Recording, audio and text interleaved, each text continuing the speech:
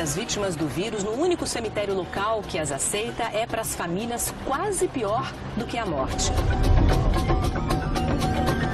Ver os parentes dentro de sacos plásticos impermeáveis e não poder tocá-los, chorá-los, reunir a família inteira para cerimônias de praxe é inaceitável na cultura local. A família desse rapaz de 22 anos sequer veio até o cemitério, preferiu não assistir a tanta tristeza.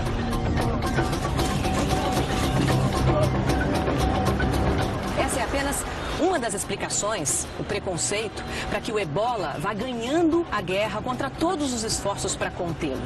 A situação da epidemia aqui na capital da Guiné, Conakry, é o que você vai ver no especial de hoje.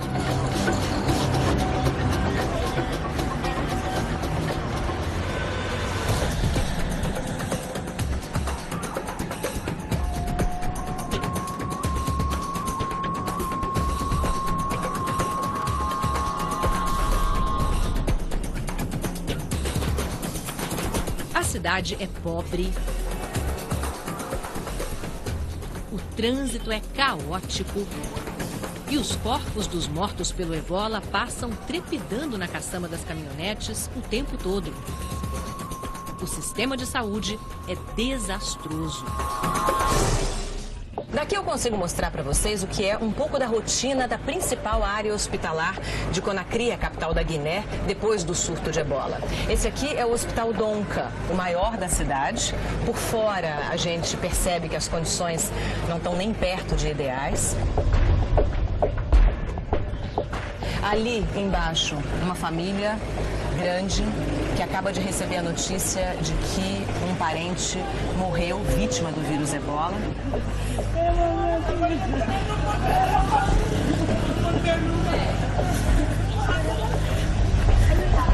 Aqui está o Centro de Tratamento dos Médicos Sem Fronteiras.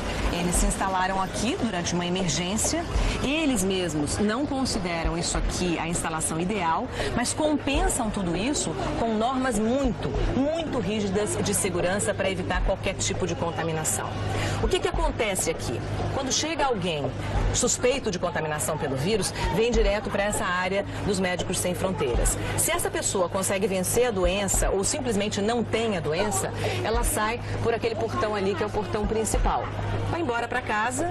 Se tiver tido a doença, está imune a partir de então. Se não tiver tido a doença, retoma a rotina normal. A área de alto risco está lá no final, onde está estacionado aquele carro branco. Aquele carro não é dos Médicos Sem Fronteiras, é um carro da Cruz Vermelha, que é a responsável pela retirada de corpos, ou seja, as pessoas que não venceram a doença, que morreram aqui, são levadas naqueles carros pela Cruz Vermelha para o cemitério. Hoje são 2 os mortos, só na parte da manhã. Os 2 corpos, o de uma senhora de 70 anos e o de um jovem de 22, vão para a caminhonete. Ela sai pelo portão do hospital, levando as vítimas do ebola, enquanto pacientes de outras doenças entram para buscar ajuda. Protestos. Ninguém quer ver a morte de tão perto.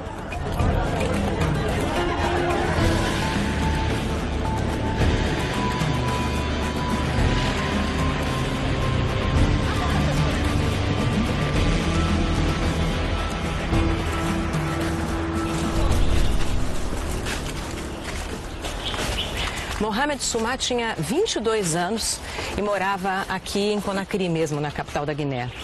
Ele demorou tempo demais para chegar ao hospital. Chegou no dia 23 de novembro e morreu no dia 26. A mãe dele e as irmãs foram ao hospital, choraram bastante, se emocionaram, mas na hora de vir ao enterro e ver o procedimento adequado que é feito pela Cruz Vermelha, de desinfecção do corpo, de lacrar o corpo dentro de um saco plástico, foi muito difícil para elas. É uma família muçulmana que tem rituais muito diferentes dos nossos, dos católicos, dos cristãos, e é quase uma vergonha deixar que um corpo seja enterrado dessa maneira. Por isso não há ninguém da família aqui no cemitério. Isso ainda acontece. Pessoas que morrem praticamente em casa, que não resistem a 2, 3 dias de hospital, porque chegam já num estado muito avançado da doença. Mohamed, 22 anos, que tinha a vida pela frente, vai ser enterrado sozinho. Quem está pagando esse enterro é a Cruz Vermelha. E é isso que acontece com vários dos mortos. A família não suporta vir até aqui e pede que a Cruz Vermelha siga os rituais normais de higienização para evitar contágio com qualquer outra pessoa, mas não quer ver, não quer assistir. Tem vergonha.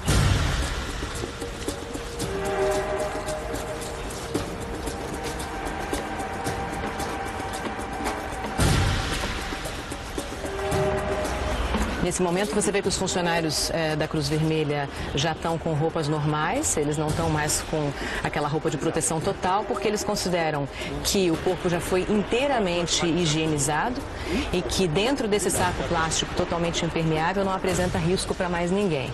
E é por isso que a gente também está aqui acompanhando o enterro sem medo de chegar tão perto, de estar tão próximo da vítima, né, do vírus.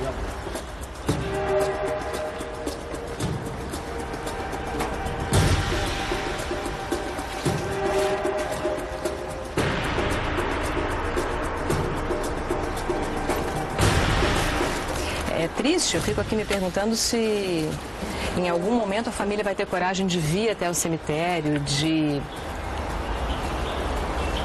visitar a sepultura, ou se, tendo ele morrido praticamente em casa, ficou 3 dias no hospital, não terá contaminado mais ninguém e outras pessoas dessa família podem também acabar vítimas do vírus por falta de informação, por preconceito, porque não querem ir ao hospital, porque tantas pessoas que vão ao hospital não voltam de lá, que criou-se o temor de que elas morrem porque vão ao hospital.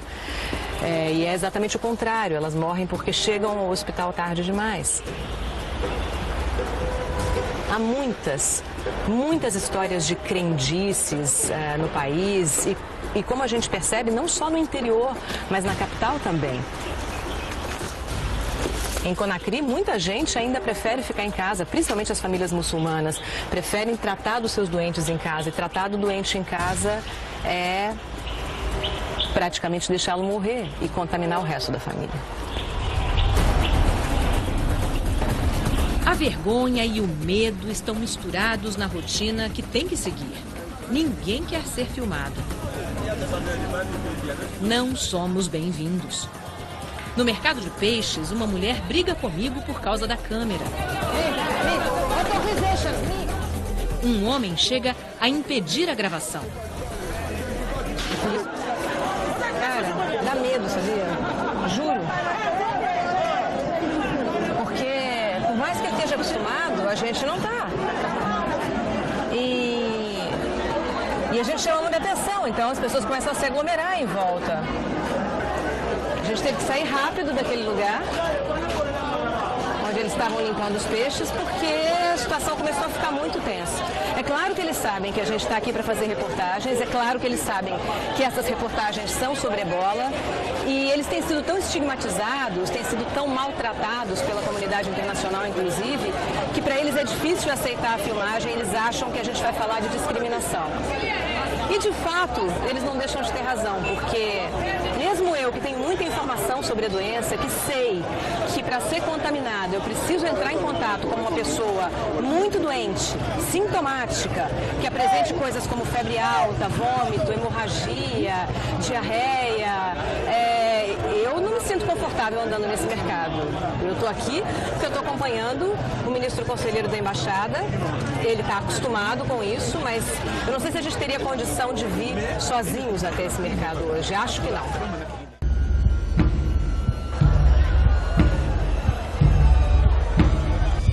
Aqui é onde você compra peixe fresco.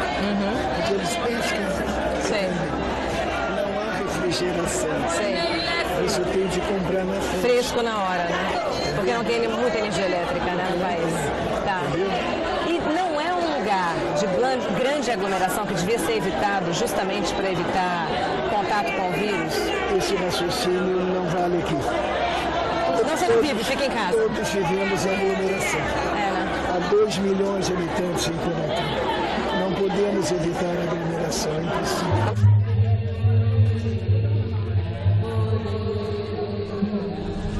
Os táxis, por exemplo, aqui não há ônibus. As pessoas se locomovem em Não tem transporte público? Não tem. E aí pega o táxi? Então, é táxi. Então, o táxi que era para levar 3, 4 pessoas, acaba levando 6, 7. Todo mundo junto, espremido? Juntos, espremido. Então, vans dá 12, 13, 15 pessoas, uma no colo da outra. Então, se o ebola fosse uma doença facilmente transmissível, todos estaríamos contagiados. É que a pessoa realmente precisa estar sintomática para transmitir, né?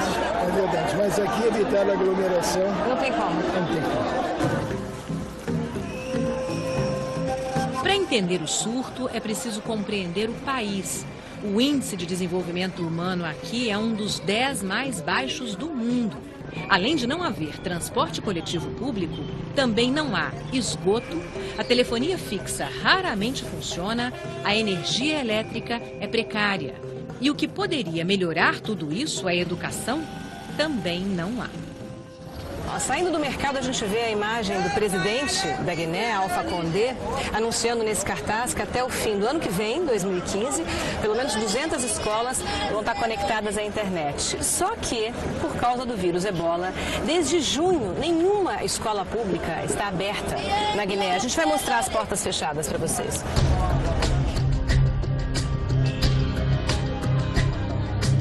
Essa aqui é uma das escolas primárias públicas da Guiné, onde normalmente estudam 900 crianças. Mas olha o que é que acontece desde o meio do ano, desde junho. Desde o dia 30 de junho, as aulas simplesmente foram interrompidas. E é claro que quem mora aqui perto, ou mora muito precariamente, invadiu a escola e está morando aqui. Várias famílias estão usando as salas de aula como sala, como quarto, aqui virou uma cozinha.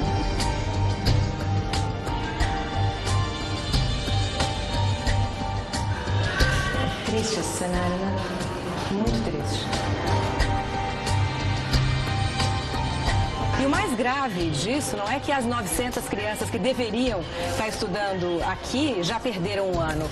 O ruim mesmo é que elas não estão aprendendo nada sobre a doença que as tirou da escola. É aqui que elas deveriam ter, claro, as principais informações sobre como se prevenir do vírus, sobre como encaminhar para os hospitais, para os centros de tratamento, locais, das organizações não governamentais, as pessoas suspeitas da doença. E nada disso está acontecendo porque não há aula em nenhuma escola pública, em nenhum lugar da Guiné. Virou casa, virou quarto.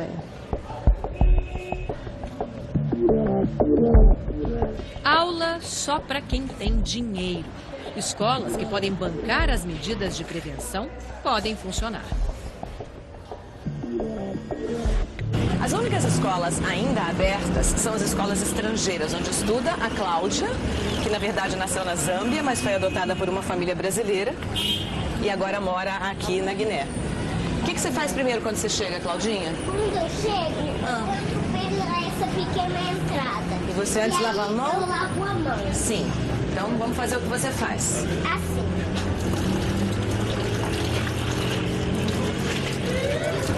Vou lavar também, peraí. Senão eu não posso entrar. E aí a gente entra pelo lado e aí pega a temperatura. Pega a temperatura, isso. Vamos ver. Passou? Passou. E aí depois você vai para as salas de aula, né? A sala de aula é lá em cima. E aqui é o pátio.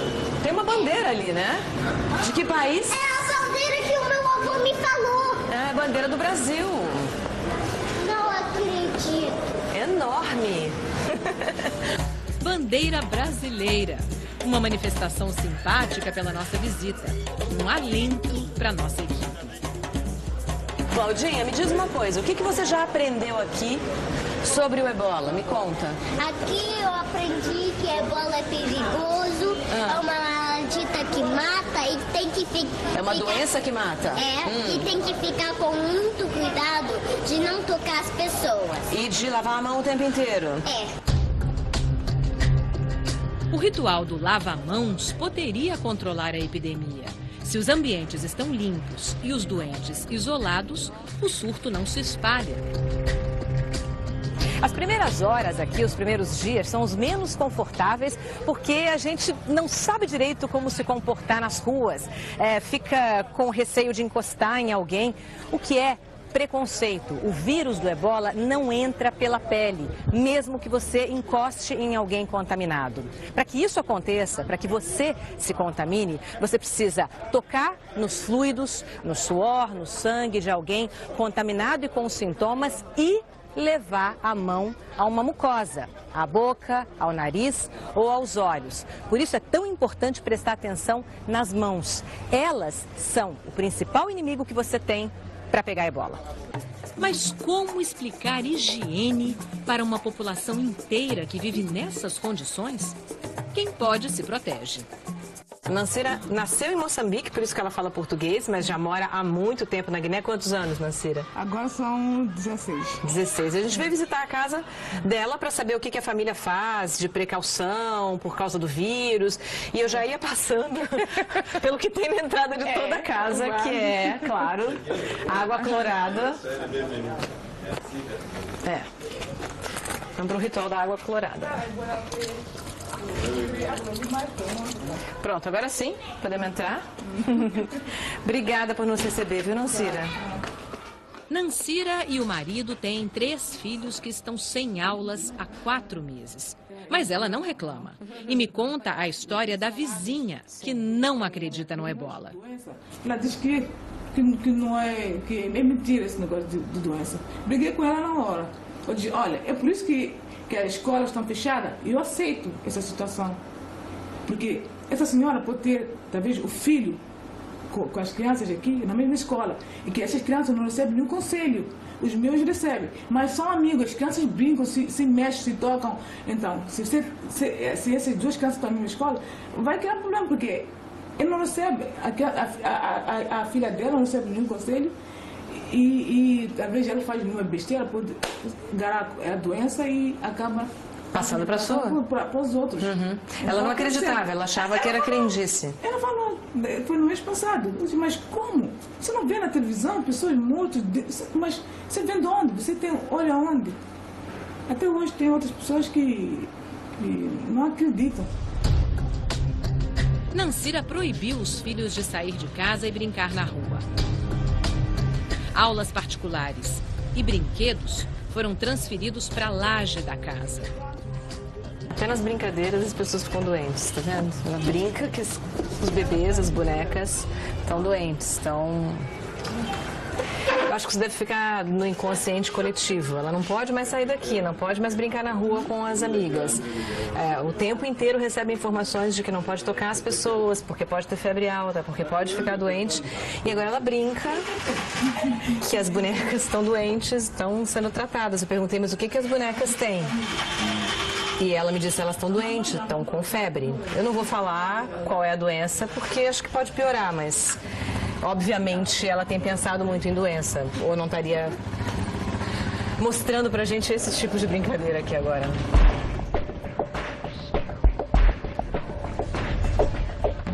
E você vai ver no próximo bloco. Esse aqui é o fim da área de baixo risco aqui das instalações dos Médicos Sem Fronteiras. Eles ficam no máximo 1 hora lá dentro, porque é difícil aguentar mais do que isso com toda essa roupa. Eles têm dificuldade basicamente para, respirar, porque eles usam 2 máscaras e não uma, para enxergar, porque muitas vezes esses óculos embaçam por causa do calor, e para ouvir também, porque tem tanta coisa aqui na região do ouvido, e os pacientes falam tão baixo e tão devagar que é muito difícil fazer o trabalho que eles têm que fazer.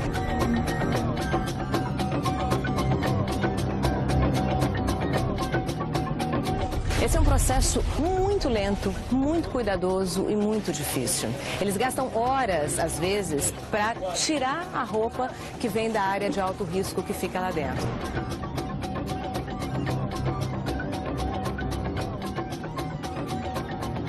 quando os pacientes chegam em condições de ainda conversar com os médicos, eles ficam ali daquele outro lado, se sentam.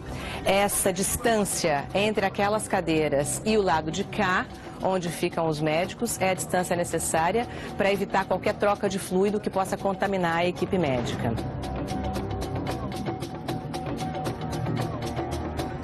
Cada vez que um médico ou um enfermeiro entra na área de alto risco, ele tem que sair, tirar toda essa roupa, e toda essa roupa é descartada e queimada. Só essas aqui são reutilizadas. Essa é outra parte super importante para manter os padrões de higiene aqui dentro. Todo o lixo não contaminado é queimado aqui. Água também tem que passar pela descontaminação. Qualquer coisa... Ai, como é duro isso. Que você vá...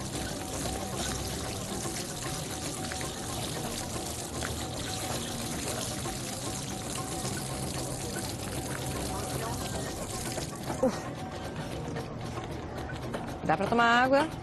Tem que pegar dessa daqui de saquinho. Tem que passar pela descontaminação com cloro e aí você pode beber.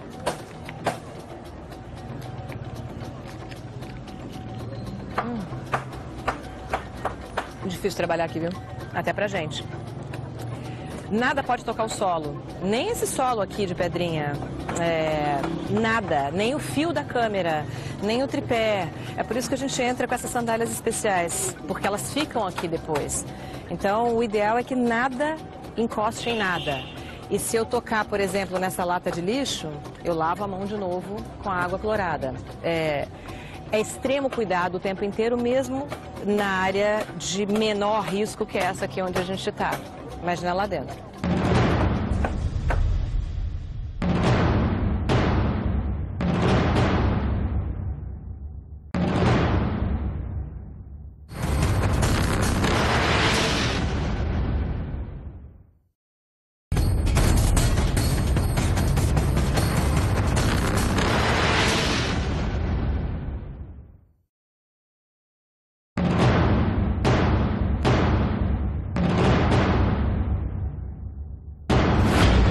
Se há suspeita de ebola, a única esperança para um guineano em Conakry é este centro de tratamento. Parece improvisado, com barracas montadas entre os edifícios de um hospital público paupérrimo. Mas a qualidade dos médicos e o rigor do tratamento são o que importa.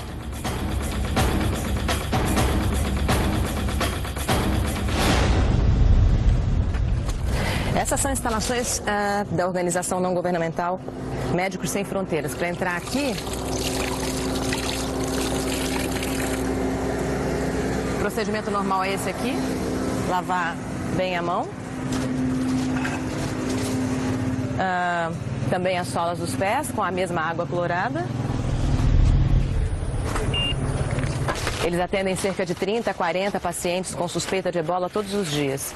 E o que eu vou assinar agora, merci, é um termo dizendo que eu me responsabilizo pela minha entrada aqui dentro e que se eu, por acaso, for contaminada,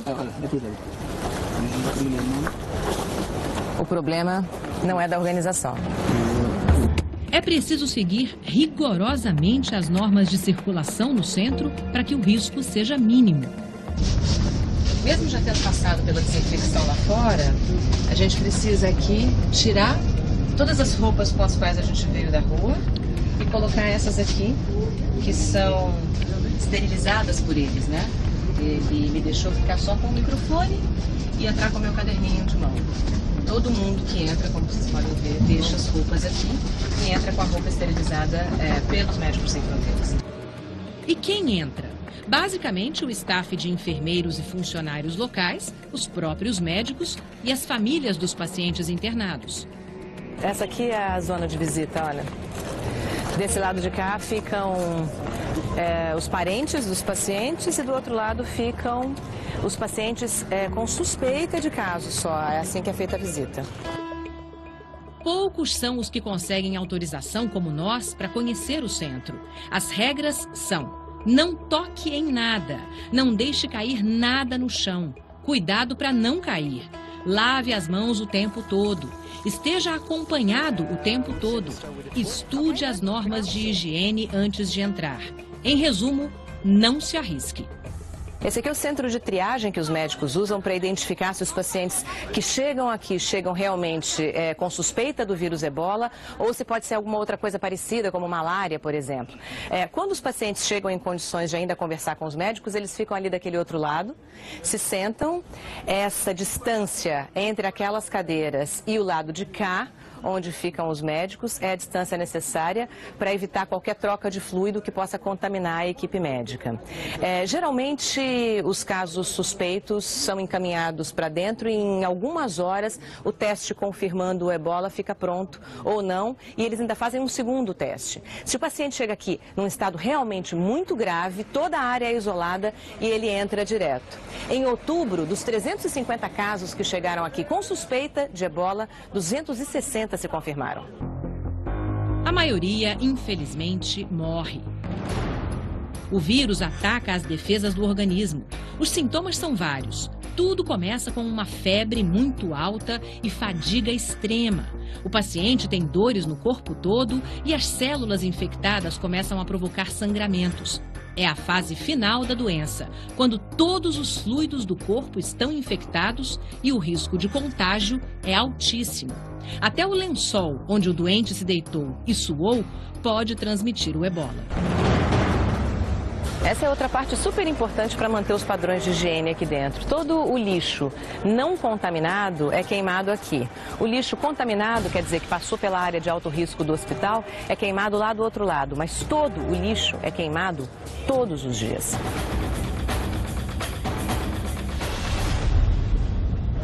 Entre as coisas que são queimadas todos os dias estão as roupas dos pacientes que chegam aqui com casos suspeitos de ebola ou com casos confirmados. Então, quando eles saem daqui, se são liberados, se conseguem vencer a doença, eles ganham roupas novas para ir para casa. O problema é que essas roupas novas são todas iguais, elas são compradas em estoque.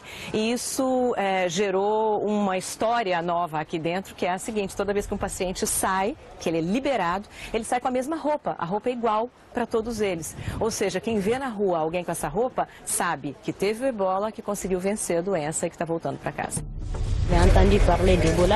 Fantá não conseguiu voltar.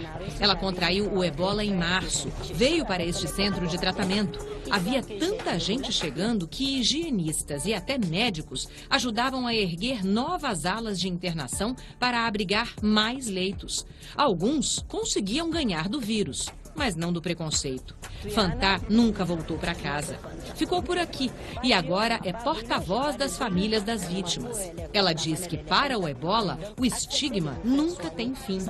E se assim é, melhor conviver com isso e usar a minha condição para convencer outras pessoas a virem se tratar. Fantá diz que há muitas lendas sobre o que acontece com os pacientes durante a internação. Como mais de 60% morrem, há o medo de que o hospital seja a fonte de todo o mal. Lutando não só contra as dificuldades dessa situação, mas todas essas crendices, 130 funcionários deste centro de tratamento se arriscam todos os dias para salvar algumas vidas. Esse aqui é o fim da área de baixo risco aqui das instalações dos Médicos Sem Fronteiras e é claro que é até onde a gente pode chegar. A partir daquelas telas cor de abóbora que vocês estão vendo lá atrás, só os médicos, depois que estão completamente vestidos como estão agora. Eles ficam no máximo 1 hora lá dentro, porque é difícil aguentar mais do que isso com toda essa roupa.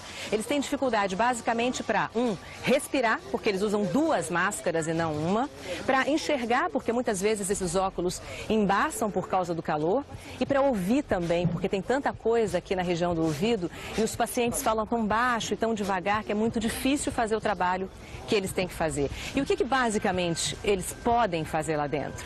Manter os pacientes hidratados, alimentados com soro, dar a eles vitaminas, ou seja, tentar mantê-los vivos para que eles desenvolvam anticorpos e possam vencer a doença e sair daqui, porque não existe nenhum remédio contra o ebola e não existe ainda nenhuma vacina contra o ebola. Então, é manter os pacientes vivos nessas condições para que eles possam ir embora e quanto mais cedo eles chegarem ao hospital, quanto menos a doença tiver avançado, mais fácil esse processo é. O time que entra agora é formado por médicos franceses e guineanos em treinamento. Eles são jovens, enfrentam a dificuldade com esperança e simpatia. Antes de ter acesso à área de alto risco, eles passaram por muitos dias de treinamento. Aprenderam que nenhum pedaço de pele pode ficar exposto. Primeiro, eles vão à ala dos casos suspeitos. E, às vezes, as notícias são boas.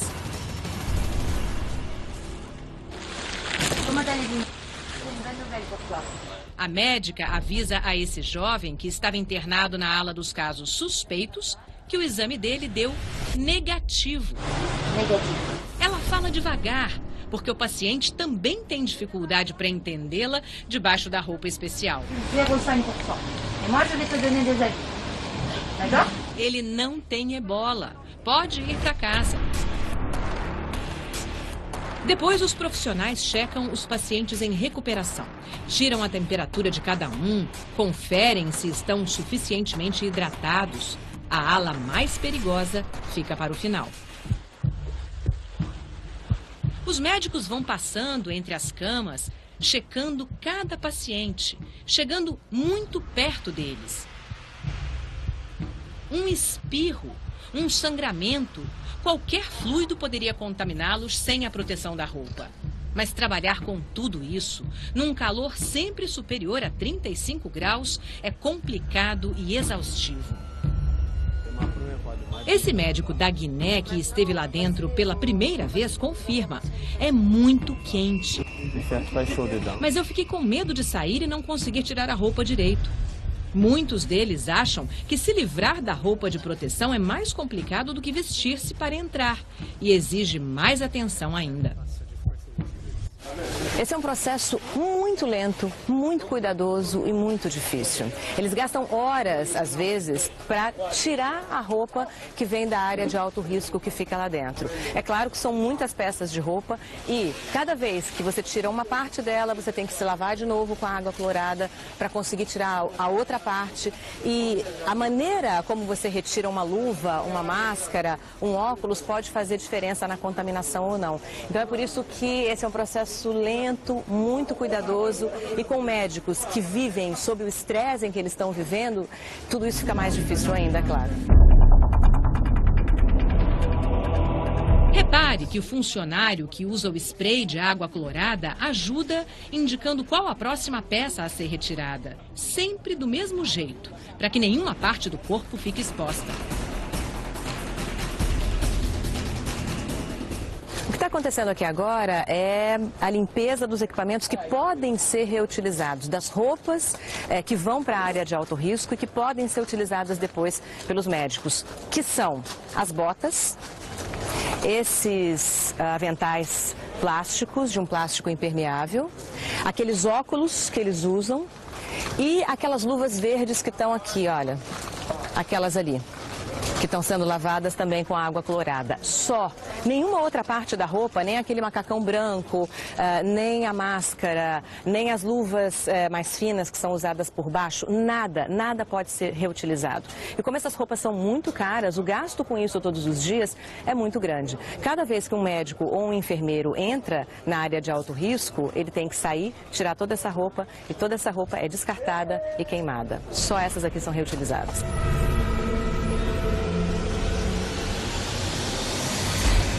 A coordenadora do local é esta médica jovem e sensível. Quando pergunto a ela qual a parte mais difícil do trabalho, ela suspira. What's the most difficult part of doing this? Okay. Para mim, é tratar as crianças. Quando elas têm menos de 5 anos de idade, o sistema imunológico ainda não está maduro. E é quase certo que elas vão morrer. As mais velhas, que conseguem vencer o vírus, muitas vezes ficam órfãs. Para mim, tudo que envolve crianças é muito difícil. E o trabalho não termina quando eles saem daqui. Jaliu, que é estudante de farmácia, diz que mudou totalmente seus hábitos e não dá a mão a mais ninguém. Só diz olá, olá, de longe. On se salue maintenant à distance. Bonjour, bonjour.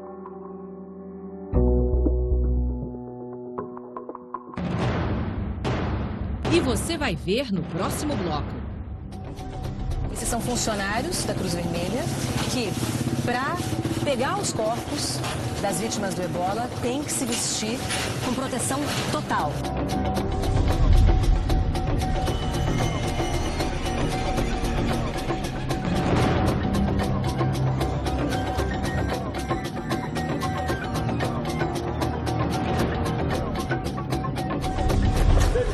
O cemitério hoje é um dos lugares mais cheios da cidade por motivos óbvios. Todos os dias eles cavam novas sepulturas e fica cada dia mais difícil transportar o corpo ali da entrada até os locais mais distantes.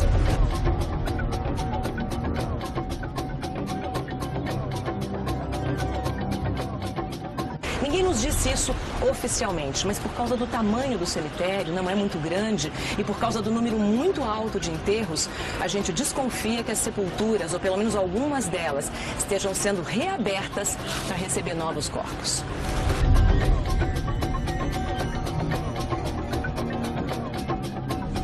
Hoje, o primeiro enterro foi muito tenso para mim, porque foi o primeiro momento que a gente realmente estava perto do vírus, ou seja, a gente sabia que o vírus estava ali a 5 metros, alguns metros. Claro, o corpo estava lacrado, tinha toda a segurança. Esse lado do cemitério é o lado muçulmano, e para os muçulmanos, enterrar uma pessoa desse jeito, sem aquelas cerimônias, onde todo mundo chora, todo mundo beija o morto, todo mundo toca no morto, é a hora em que eles se despedem, é muito importante para a cultura. E não ter isso é uma vergonha para eles. Então você vê uma pessoa que morreu de um vírus que é altamente estigmatizado no mundo inteiro, que teve que ter o seu corpo higienizado para não passar essa doença para outra pessoa, que é colocada dentro de um saco plástico impermeável, jogada numa cova sozinha. Então, assim, tem muita coisa que eu falo com o Vitor. Vitor, vamos fazer isso, vamos fazer aquilo. É claro que a gente está aqui fazendo reportagem e tem que filmar, mas, cara, tem hora que dá vontade de parar. Assim, eu sinto que tem hora que o Vitor tem vontade de parar. A gente tem que sair daqui agora. E, para mim, a parte mais difícil hoje foi ver as famílias. As famílias chorando. Ver as famílias chorando hoje foi muito difícil.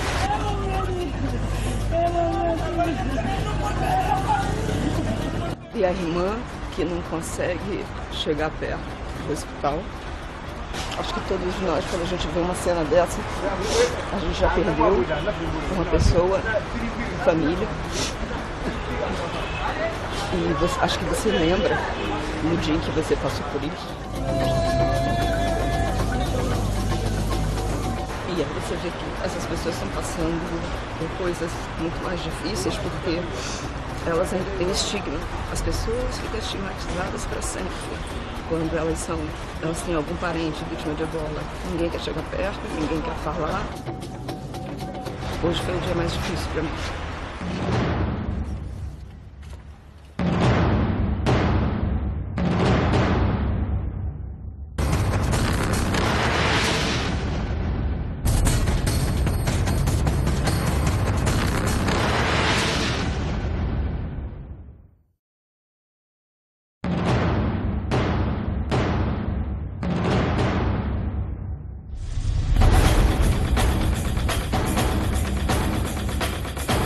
Estamos no mais antigo hospital público da capital da Guiné.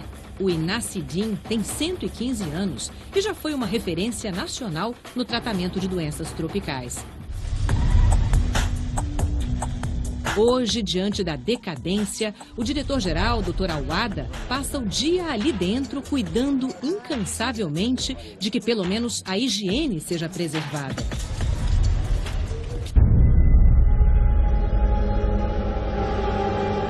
A doença mais comum na Guiné, essa aqui é a ala mais cheia do hospital, é a ala que trata os doentes de malária. Aqui é uma das salas, está bem cheia de pacientes. E a próxima também.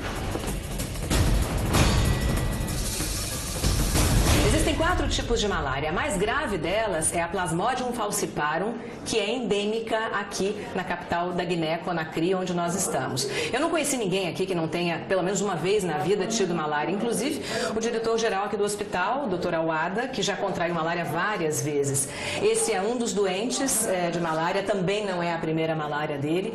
Os sintomas são muito difíceis de lidar, a febre é altíssima, acima de 38,5, 39 graus, muitos tremores no corpo, uma dor de cabeça muito grave, fadiga, você não consegue comer nada, o corpo treme o tempo inteiro. Então é uma doença de lenta recuperação e de muito mal-estar físico. E por que o hospital não trata o ebola? Pergunto ao Dr. Awada. Ele responde que não teria dinheiro. Para garantir que não haverá contágio, é preciso muito equipamento de proteção, muitos higienistas, muito treinamento. A saúde pública da Guiné não tem condições para isso. Um sistema público de saúde falido é a primeira chave para entender a propagação descontrolada do vírus. A segunda, você vai ver agora. Na visita ao hospital, ouvimos um ruído alto de choro e confusão. Era uma cerimônia fúnebre. Depois que os corpos saem da morgue, eles vêm para cá, onde é feita uma espécie de ritual, uma cerimônia antes do enterro. E é importante a gente observar como eles se comportam. Eles ficam muito emotivos, eles choram, eles querem abraçar o corpo, eles querem pegar no parente morto, tocar, beijar.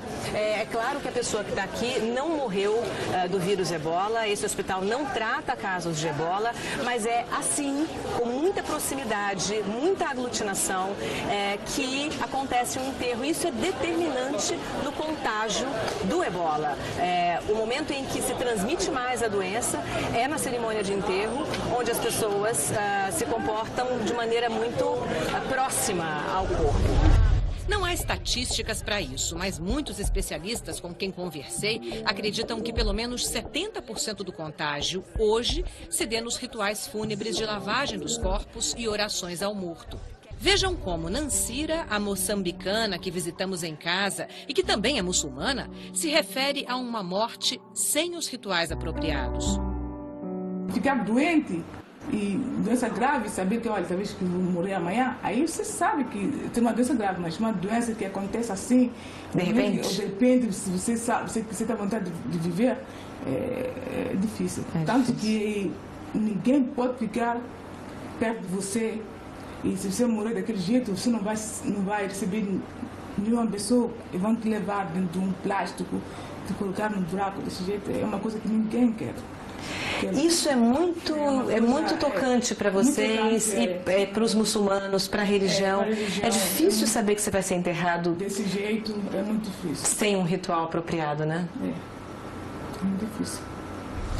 Mas além do aspecto religioso, há também muita superstição envolvida na propagação do vírus. A coordenadora de operações da Cruz Vermelha nos países atingidos pelo ebola e que já morou no Brasil, conta histórias incríveis. Por exemplo, corre o rumor que a doença se transmite com o cloro. Então, quando os equipes da Cruz Vermelha vêm para uma casa para desinfectar, a gente resiste. Eles não querem o cloro porque acham que vem com o cloro. Com a doença. O diretor de saúde da Cruz Vermelha de Guiné, uma vez, quando estava com um grupo de pessoas muito agitadas, ele pegou o spray e fez assim, olha só, eu estou pondo na minha língua. E não é perigoso, né? Para que eles acreditassem que era a desinfecção e não a doença, né? Exato. Para um país relativamente pequeno, a falta de informação é notável na Guiné. No interior, mal há energia elétrica, quanto mais rádio ou TV. Pastor Paulo tem uma pequena missão a 100 quilômetros daqui, dentro da capital, numa cidade chamada Forecariá, que é uma cidade de 25 mil habitantes, onde ainda se morre de ebola porque as pessoas têm medo de ir ao hospital. Exato. A doença em si é muito assustadora. Claro. E infelizmente, muitos rumores circulam. Que tipo de rumor, pastor? Uns acham que a doença não existe, que o governo está usando isso para por questão política, ou para ganhar dinheiro, ou para adiar a eleição, esses assuntos são falados. Também... Tem uma questão cultural também, eu imagino. Criou-se um medo dos hospitais e dos médicos, porque como muitas pessoas, a taxa de mortalidade é muito alta, então pensa-se que todo mundo morre. Se todo mundo morre, porque de certo os doutores estão matando eles. Ou seja, quem vai para o hospital não volta, então eu também não vou. Exato. Toninho não tem medo. O brasileiro, ex-jogador do Santos e ex-treinador de várias seleções no continente africano, aceitou comandar o Rafia, o mais tradicional time da Guiné, bem no meio do surto do ebola. E ainda conseguiu trazer jogadores brasileiros para reforçar o time durante o Campeonato de Clubes da África. 4 brasileiros? 4 brasileiros estão chegando com a gente. Para essa seleção? Para a nossa equipe. Eles vão chegar 4 aqui, vão se agrupar com a gente. E algum deles ficou com medo de vir por causa do vírus, por causa do ebola? Não, nós tivemos... Teve, né? Teve. Nós tivemos na lista 8. Esses 4 aceitaram? Os 4 aceitaram, 2 ficaram com medo, 2 ficaram assim, mas 2 recusaram. Não foram jogadores, foram os pais. As famílias ficam com medo, né? Toninho diz que o time tem craques, como Dom Mário, por exemplo, 21 anos, bom de bola e de cabeça. Não vai aceitar provocações por causa do ebola na Guiné. Num jogo contra o Uganda, eles ficaram gritando ebola, ebola. Mas quem se classificou fomos nós, e não eles. Isso nós já falamos para eles. Se qualquer problema lá, a gente não pode... Isso é treinamento, você que está ensinando para eles. Não pode mesmo nem pensar. Concentrar no jogo. Somente no jogo que vai acontecer, eles vão fazer isso. A torcida adversária vai fazer isso. Vai fazer isso, né? Eles estão preparados para isso. Vamos engessar e... Daniel Alves. Ele está citando a história do Daniel Alves também, que sofreu preconceito e deixou pra lá, fez uma piada com a história. Ele vai fazer a mesma coisa. A preparação que o Toninho tá fazendo com eles é justamente essa, de ter a cabeça feita para não reagir à pressão, a preconceito, a nenhum tipo de estigma que eles possam sofrer lá por terem vindo da Guiné. Merci beaucoup. Merci. Futebol é um dos poucos produtos de exportação da Guiné. E o que vinha de fora também não chega mais. As cidades estão desabastecidas. Muitos navios se recusam até a atracar no porto de Conakry. O vírus também tem impacto na economia local. A Guiné produz muito pouca coisa. A riqueza do país está no subsolo, que ainda é quase nada explorado. Então, tudo que se consome aqui, ou que se consumia, vinha de fora. Acontece que, primeiro, muitas companhias aéreas pararam de pousar no país. E aí os produtos não chegam. E segundo, os comerciantes locais também pararam de comprar estoques porque ninguém está consumindo. Olha só como ficam os supermercados. Cheios de estoques antigos e sem ninguém comprando nada. Tudo vazio no comércio. Um monte de gente simplesmente indo embora da capital. A comunidade estrangeira, vou te dar o exemplo da brasileira. Nós éramos 300 quando eu aqui cheguei há 2 anos. Agora nós somos 30. De 300 para 30. Imagina você, comerciante, você perdeu aí 270 compradores, digamos. Eram os funcionários das empresas brasileiras que estavam instaladas aqui e que foram embora depois do surto. Foram embora, aí está. Então, os hotéis estavam cheios, era tudo caríssimo. Um quarto de hotel custava mais caro aqui que em Paris, porque não havia vaga em hotel. Agora os hotéis andam muito vazios, né? Mas quem se arrisca a ficar em hotéis no meio de uma epidemia de ebola? Nossa equipe aceitou o convite do ministro conselheiro e se hospedou na residência da Embaixada Brasileira em Conakry. O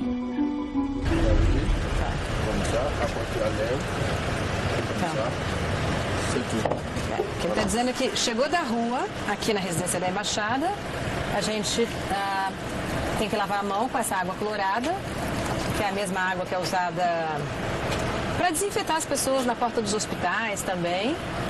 E entrar em casa, deixando lá fora o que tem que ficar lá fora.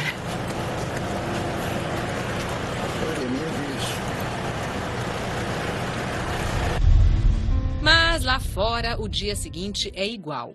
Os mercados vão abrir e pouca gente vai comprar. Os moradores vão tentar manter a rotina apesar do preconceito. O diretor-geral do INACIDIM vai fazer o possível para que o lugar funcione, ainda que precariamente. A coordenadora do Centro de Tratamento dos Médicos Sem Fronteiras vai lutar para que cada vez mais pessoas saiam do centro de tratamento pela porta da frente.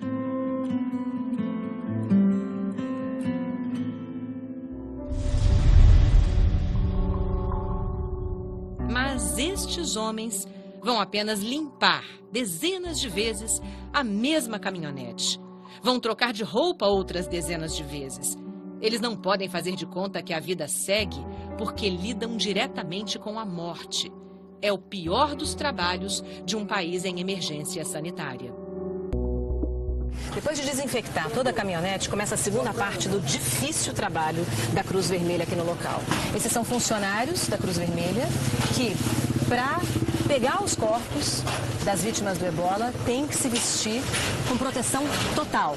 Significa colocar toda essa roupa apenas para receber os corpos que estão saindo lá de dentro, ou o corpo, a gente não sabe ainda, e transportar até a caminhonete, ter certeza de que esse corpo não contamina mais nada, mais ninguém, e aí sim eles podem retirar essa roupa e levar o corpo para ser enterrado de acordo com as normas sanitárias no cemitério.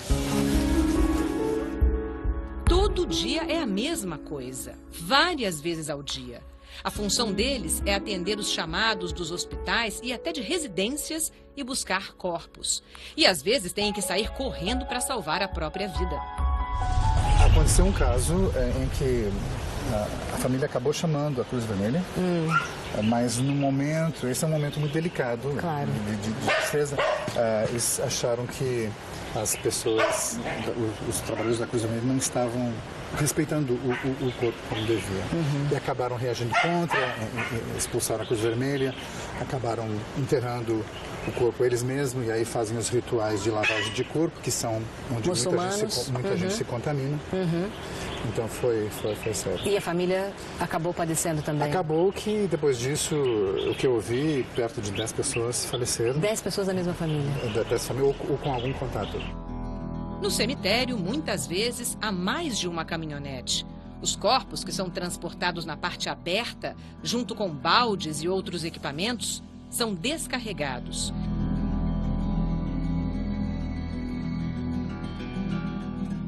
E, de novo, os sacos impermeáveis são banhados com água clorada.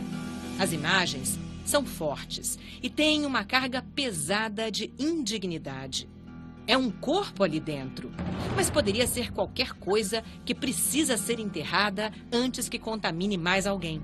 As emergências, às vezes, nos fazem perder a compostura.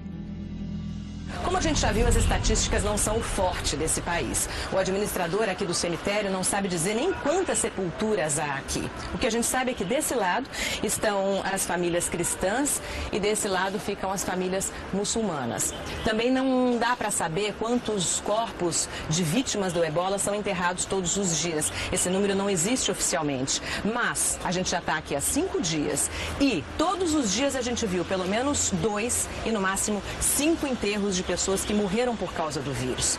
Ninguém nos disse isso oficialmente, mas por causa do tamanho do cemitério, não é muito grande, e por causa do número muito alto de enterros, a gente desconfia que as sepulturas, ou pelo menos algumas delas, estejam sendo reabertas para receber novos corpos.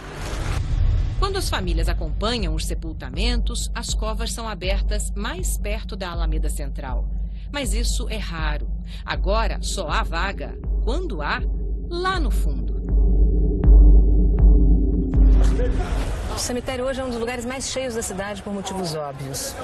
Todos os dias eles cavam novas sepulturas e fica cada dia mais difícil transportar o corpo ali da entrada até os locais mais distantes. Os coveiros também não têm descanso. E, sem querer, um deles nos revela que nossas suspeitas estavam corretas. Vejam os ossos de um outro corpo indo de novo para a sepultura onde a Cruz Vermelha deixou mais uma vítima do vírus. E há uma data no horizonte para a cura do ebola? O coordenador nacional dos Médicos Sem Fronteiras na Guiné, Marc Ponsan, diz que em meados de dezembro, um medicamento novo começará a ser usado entre os infectados no país e que uma vacina contra o vírus pode estar pronta para testes já no segundo trimestre de 2015. Até lá, o nome do jogo é prevenção contra o vírus e contra o preconceito. Estar tão perto do vírus e de um povo marcado pela doença, mesmo que por poucos dias, é uma experiência dolorosa e assustadora para toda a equipe. Por mais que a gente saiba que esse vírus não é de gripe, não está no ar, dá medo encostar nas pessoas. E elas também já estão preparadas para isso, então elas meio que desviam de você. Mas tem hora que elas ficam com raiva, né? Como é aquela hora que o cara quase te agrediu, né? Ele cuspiu em mim, não para acertar, mas ele fez um gesto de cuspir e cuspiu como quem diz... É para você se assustar, né? É para você se assustar, eu sei o que vocês estão fazendo aqui, vocês estão... Fazendo uma reportagem sobre o vírus, para estigmatizar mais a gente, para deixar a gente com mais preconceito lá fora. Essa é a parte mais difícil. Você não sabe o limite de como tratar as pessoas, para ser gentil com elas e para mostrar que o dia a dia delas continua, sem mostrar que esse é um país seriamente contaminado por um vírus que é mortal. Olha, as pessoas passavam e não queria relar. Eu sei que não é assim que passa, né? Não é tão fácil assim, não encostar ou não é. Mas você fica preocupado, né? Esse lado do cemitério é o lado muçulmano, e para os muçulmanos, enterrar uma pessoa desse jeito, sem aquelas cerimônias, onde todo mundo chora, todo mundo beija o morto, todo mundo toca no morto, é a hora em que eles se despedem, é muito importante para a cultura. E não ter isso é uma vergonha para eles. Então você vê uma pessoa que morreu de um vírus que é altamente estigmatizado no mundo inteiro, que teve que ter o seu corpo higienizado para não passar essa doença para outra pessoa, que é colocada dentro de um saco plástico impermeável, jogada numa cova, sozinha. Então, assim, tem muita coisa que eu falo com o Vitor. Vitor, vamos fazer isso, vamos fazer aquilo. É claro que a gente está aqui fazendo reportagem e tem que filmar, mas, cara, tem hora que dá vontade de parar. Assim, eu sinto que tem hora que o Vitor tem vontade de parar. Hoje, o primeiro enterro foi muito tenso para mim, porque foi o primeiro momento que a gente realmente estava perto do vírus, ou seja, a gente sabia que o vírus estava ali a 5 metros, alguns metros. Claro, o corpo estava lacrado, tinha toda a segurança. A gente tem que sair daqui agora. E para mim a parte mais difícil hoje foi ver as famílias. As famílias chorando.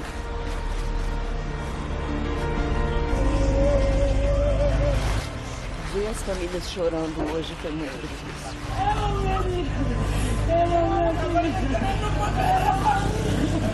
E a irmã que não consegue chegar perto do hospital. Acho que todos nós, quando a gente vê uma cena dessa, a gente já perdeu uma pessoa, uma família. E acho que você lembra no dia em que você passou por isso.